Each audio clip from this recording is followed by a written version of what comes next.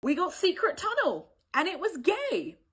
Very happy they made it queer, very sad that it was Sokka and Katara in it, but then again, they've done absolutely nothing to develop Katara and Aang's relationship, which is another issue I have with the show, so it would have been really weird to have them kiss here. And since I'm here, and while I'm on it, Katara and Aang don't have to be in a romantic relationship for them to still be connected and have a relationship. If the show really wants to go into the direction of having different relationships at the end, like Katara with Zuko or Aang with someone else, then that's okay, that's a direction they can go into, but there does still need to be a relationship between Katara and Aang, because that is the one major disjoint that is happening in the live action, or rather not happening, and it is majoritarily to do with how Katara's character is written. And again, you can change the way a character is portrayed, but you don't just kind of like have them standing to the side doing nothing. And that is essentially all that Katara's character is doing. She's just kind of there. The Bumi and Aang storyline gave me the impression that the creators knew they wanted to end the story in a fight, but weren't sure exactly how to get there. But I did really like the change with Bumi being less childlike and forgiving of Aang and more angry at Aang for leaving him. Because yes,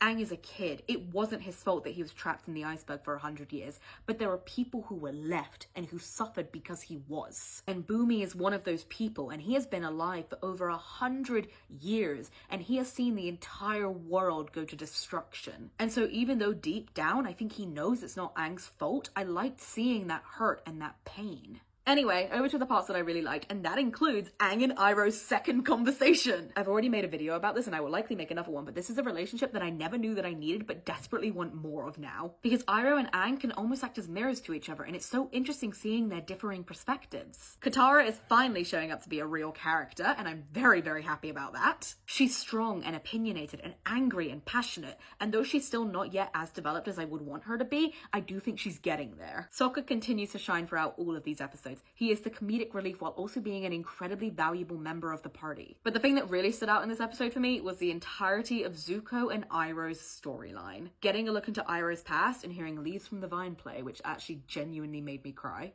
And even if they don't show us Iroh on the battlefield, Iroh as the Dragon of the West, they are still showing the effects of his role in the Fire Nation. And it is so brilliantly done. We are getting so much more depth to this character, and we are seeing the guilt that he is carrying because of all that he has done. And I like that Iroh is having to reckon with the fact that he was a butcher. And the fact that he has to sit there and listen as the guard lists all the horrors that Iroh himself committed to his loved ones. And Iroh can do nothing but take it in. And all he can say is, I was a soldier, we were at war. But he knows that's not enough. He knows that's not an excuse. And Zuko's redemption arc is always lauded as one of the greatest redemption arcs ever written. And I do agree. But I think we can also get the chance for Iroh's redemption arc to be just as good. And it's a redemption arc I never knew we needed. But when we first meet Iroh in the cartoon version of the show, he's already kind of a good guy in a way. And he never really has to face up to the horrors that he committed. Whereas here, he's having to do that. And it's brilliant. So yeah, I am still thoroughly enjoying the show, but I do think that it really shines with its depiction of the Fire Nation characters in particular.